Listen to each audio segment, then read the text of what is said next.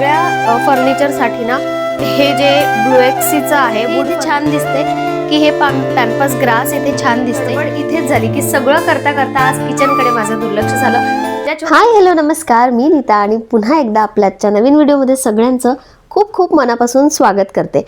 आणि येस, घर थोडंसं सुनं झालं आहे, पण जर आजही मी काहीच केलं नसतं ना तर आणखी माझ्या डोक्यात त्याच गोष्टी चालू असत्या की घर सुनं आहे, मग एकटं वाटतंय. पण म्हटलं नाही, आपण सकाळी उठून आपल्या कामांची सुरुवात करायची आहे. आणि तसंही आज अश्विनला ऑफिसला जायचं होतं, तर घर तसंही सुनं राहिलंच असतं. जर काही मी केलं नाही ना तर मला आणखी एकटं वाटेल. आणि तुमचं जे मागच्या व्हिडिओला प्रेम मिळालं, तुमच्या इतक्या छान छान कमेंट्स होत्या की आम्हाला पण आमच्या आईवडिलांची आठवण आली, तुझे बाबा माझ्या बाबांसारखेच दिसतात, किती साधी माणसं आहे. हे सगळं ना खूप छान वाटलं मला ऐकून. खूप छान वाटतं जेव्हा अशा छान छान कमेंट्स येतात. आता स्वयंपाक झाला आणि त्यानंतर म्हटलं की घर मला आज छान नीटनेटकं सेट करायचं आहे. आणि हे थोडंफार करत असते मी, म्हणजे वरचेवर माझी ही सवय असते. त्यामुळे सुद्धा ना माझं घर कधीच एवढं अस्ताव्यस्त नसतं. आता मागच्या 8 दिवसात थोडा वेळ कमी मिळाला, दुर्लक्ष झालं, त्यामुळे थोडंसं वाटू शकतं.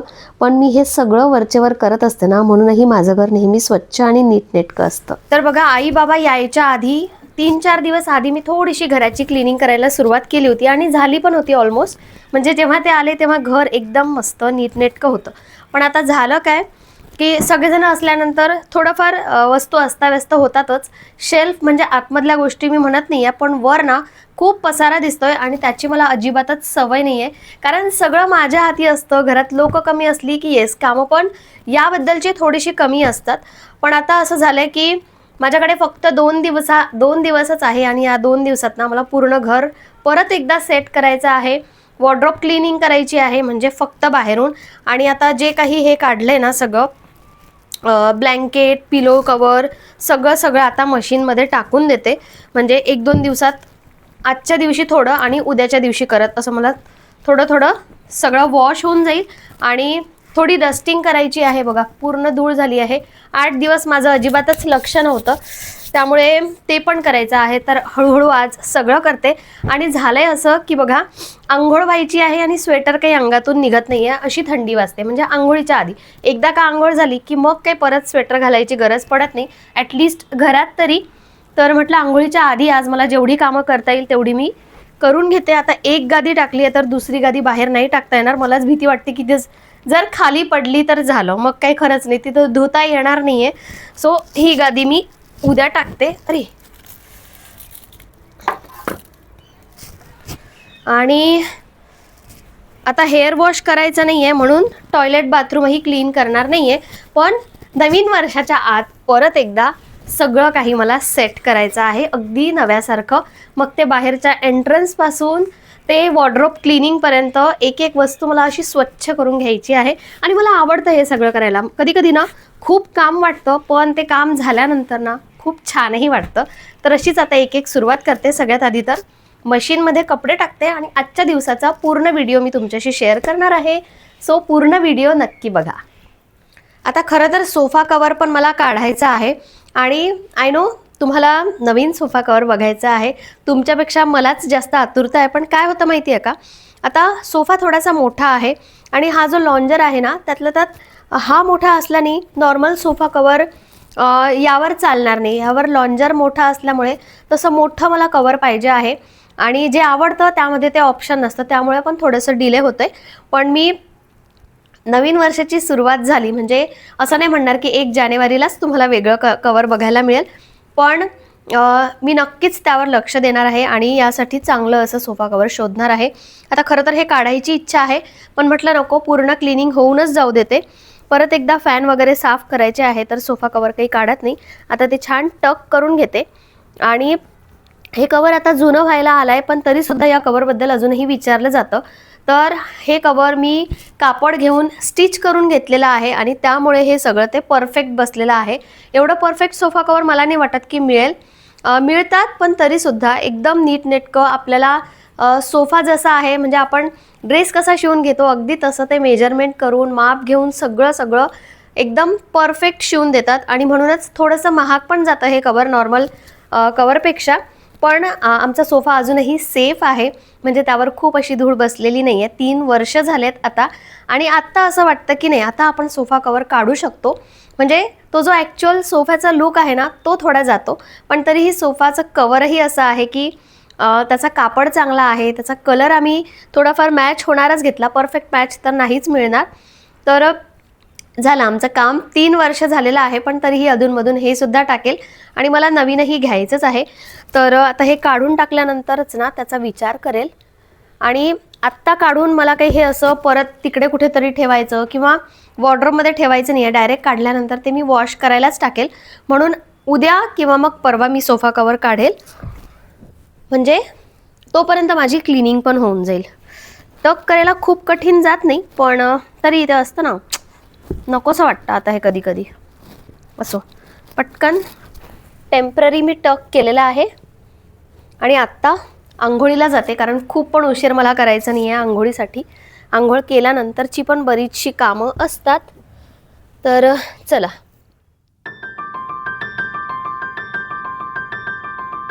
बाकीचं सगळं आवरेपर्यंत मशीनमध्ये टाकलेले कपडे झाले होते, ते आता वाळत टाकते. आणि मला ना भीतीच होती. आता बेडशीट तर माझ्याकडे भरपूर आहेत, त्याचं काही टेन्शन नव्हतं, पण थंडी एवढी जास्त आहे ना, असं वाटत होतं ब्लँकेट्स कमी तर पडणार नाही ना, कारण आम्ही मुंबईला राहायचो तेव्हा तेवढी गरजच पडली नव्हती. आत्ता जे ब्लँकेट घेतलं आणि आधीचं ब्लँकेट घेतलं, तीच 2 जाडी ब्लँकेट आहे. बाकीचे हे अगदी नॉर्मल ब्लँकेट आहे. थंडी एवढी जास्त होती की मला वाटलं बापरे, आईला बाबांना थंडी वाजली तर मग काय करायचं. पण मधल्या रूममध्ये ते झोपत होते ना, त्यामुळे त्यांना जास्त थंडी वाजली नाही. ती रूम थोडीशी कॉम्पॅक्ट आहे, आणि तिथे दरवाजे खिडकी बंद केली ना तर खूप जास्त थंडीही वाजत नाही, म्हणून माझं कामही भागलं. आता घरी कुणी नसलं ना की त्याचा असा जास्त फायदा होतो, म्हणजे आपली कामं तरी जास्त होतात. तर आता मशीनमधले कपडे वाळत टाकले, म्हटलं आणखी थोडेसे कपडे मशीनमध्ये टाकते. कपडे म्हणजे हे कालीन मला धुवायचं आहे, हे पण खूप खराब झालेलं आहे. ॲक्च्युली ते जे सेंटर टेबल खालचं जे कालीन आहे ना, तर ते पण मला वॉश करायचं आहे, पण ते काही मशीनमध्ये टाकता येत नाही, आणि आता काही ते मी घासत बसणार नाही आहे. तर ही रूम पहिले सेट करते. लिव्हिंग रूम सेट झालेली आहे, फक्त तो जो TV युनिट आहे तो मला थोडासा क्लीन करायचा आहे. आणि आज सगळ्या फर्निचरसाठी ना हे जे ब्लू एक्सीचं आहे वूड फर्निचर पॉलिश स्प्रे, हाच वापरते, म्हणजे परत परत क्लीन करायची गरज पडणार नाही. आणि लगेचच हे धुवायला पण टाकते. त्यानंतर त्या बेडरूममध्ये असं फार काही करायचं नाही आहे, कारण तिथे फक्त बॅग्स वगैरे होत्या. फक्त आता हा स्प्रे वापरून फर्निचर क्लीन करून घेते. आणि किचन ऑलरेडी मी सेट केलं होतं, तर ते बघू उद्याच्या व्हिडिओमध्ये करेल. आता रियांश येईपर्यंत किंवा अश्विन आले ना की त्यांना थोडी रूम जरा सेट पाहिजे असते, कारण दिवसभर माणूस काम करतो, आणि त्या कामामध्ये जर असा पसारा दिसत असेल तर कामामध्ये लक्ष लागत नाही. पण जर रूम सेट असेल ना, तर आल्यानंतर मला एक ॲप्रिसिएशन नक्की मिळतं की हां, आत्ता एकदम मस्त वाटतंय, फ्रेश वाटतंय. तर ते पण मला ऐकायला आवडतं. सो ते यायच्या आधी ही तरी रूम ॲटलिस्ट स्वच्छ करून ठेवते. परत माझी जेवढी कामं करता येईल तेवढी मी करून घेते, कारण नंतर मग असं असतं की शाळा चालू झाली किंवा मग अश्विन घरी असले, तर त्यांचं ते जरी काम करत असले ना तरीसुद्धा कधी कधी आपला मूड नसतो किंवा एवढी एका पाठोपाठ कामं होत नाही. म्हणून जेव्हा होते तेव्हा करायचं, आणि जेव्हा इच्छा नाही होत तेव्हा पडून राहायचं. सिम्पल फंडा आहे हा. सो चला. आणि हा जो स्प्रे आहे ना तो, अरे हां, तो परत एकदा मी टॅग करते, जर कोणाला हवं असेल तर. खूप फरक दिसतो, म्हणजे नॉर्मल आपण कॉलिननी पुसल्यानंतर कसे थोडेसे डाग दिसतात, स्पेशली फर्निचरवर, पण ह्यानी पुसल्यानंतर ना एकदम चकचकीत दिसतं. तर हे मी टॅग करते जर तुम्हाला हवं असेल तर.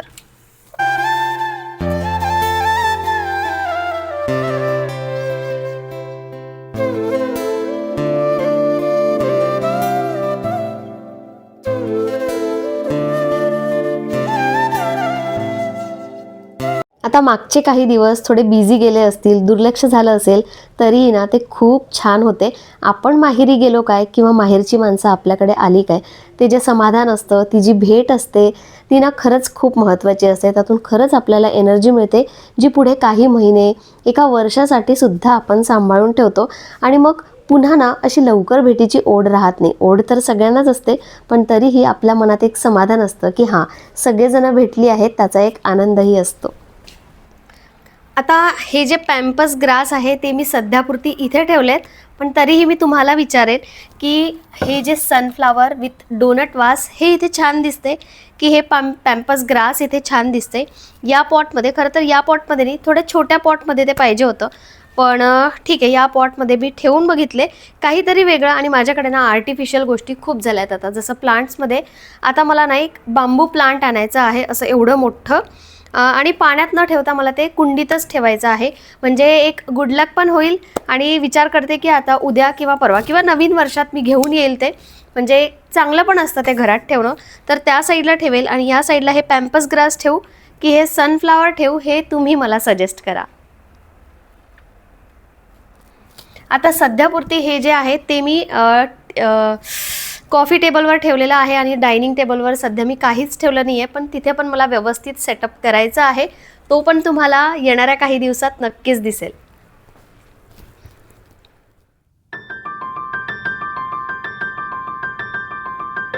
कधी कधी घर स्वच्छ करायचा कंटाळा येतो, मेहनत जास्त वाटते, खूप वेळ लागेल असं वाटतो, पण आपल्याकडे ना पाहिजे तसे टूल्स नसतात. तर माझ्याकडे जे टूल्स आहेत ते मी नेहमी शेअर करत असते, पण तरीही आज सगळे टूल्स एकदा परत शेअर करते. म्हणजे वरची जाळी काढायचा, सोफा क्लीन करायचा ब्रश, बॅकबेट क्लीन करायचा ब्रश, विंडो क्लीन करायचा ब्रश, असे माझ्याकडे बरेचसे टूल्स आहेत, फक्त व्हॅक्यूम क्लीनर सोडलं तर. आणि त्याने खरंच वेळ कमी लागतो आणि आपलं काम लवकर होतं आणि घरही चकचकीत दिसतं. तर बघा, असं आज मनावर घेतलं आणि अर्ध्या दिवसात माझ्या पूर्ण घराची क्लिनिंगसुद्धा झाली. तर बघा, आता 3:30 वाजलेत आणि 3:30 वाजेपर्यंत माझं ऑलमोस्ट सगळं घर स्वच्छ झालं आहे. आणि हे वरचे वर करत राहते म्हणून माझं घर स्वच्छ आणि नीटनेटकं राहतं. पण आता राहिलं आहे काय, तर मिरर अजून मी पुसलेले नाही आहे, एक पण मिरर पुसला नाही आहे. किचनमध्ये मी आलीच नाही आहे आणि गडबड इथेच झाली की सगळं करता करता आज किचनकडे माझं दुर्लक्ष झालं. ज्या छोट्या मोठ्या गोष्टी राहिल्या आहेत त्या मी उद्याच्या दिवशी करेल किंवा येणाऱ्या पुढच्या दिवसात करून घेईल. आता दुर्लक्ष असं की काल रात्री ना मी इडलीसाठी डाळ आणि तांदूळ एकत्रच भिजवायला टाकले होते आणि हे सकाळीच मला मिक्सरमधून काढून घ्यायचे होते, म्हणजे आज दिवसभर फर्मेंट झालं असतं आणि रात्री मला इडली किंवा मग डोसा बनवता आला असता. पण आता वाजलेत 3:30, तर आत्ता कुठे आठवण आली. बरं झालं एका कोपऱ्यात ठेवलेलं, त्यामुळे दुर्लक्ष होतं. आणि सकाळपासून माझं जे डोक्यात होतं ना ते हेच होतं की आज मला पूर्ण घर सेट करायचं आहे, स्वच्छ नीटनेटकं करायचं आहे.